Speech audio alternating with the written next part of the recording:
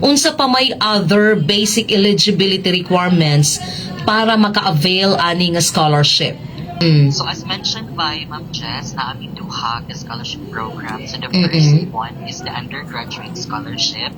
Again, para di siya sa kanong mga currently enrolled sa grade 12 or bisag ni graduate na sa grade 12 as long as wala pa naka-enroll in college, like napigit nakakuha units.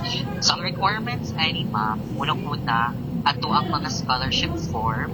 Nang ilang buhaton is i-download lang siya from the website, i-print and fill upan, and then papirmahan lang siya sa mga na-mention or indicated na mga authority like the principal, ilang parents, sa barangay po, barangay captain or anyone from the barangay, especially sila po.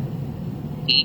Now, aside from the scholarship form, we also require the submission of their birth certificate, and of course, ang income, proof of income sa ilang parents. So whether or not na ay work or wala ang parents, you require proof of income. So para sa katong mga walay work ang parents, pwede din kaayo ang certificate of indigence ikan sa barangay. But for those na ay work, pwede certificate of employment with monthly compensation, pwede po siya income tax return.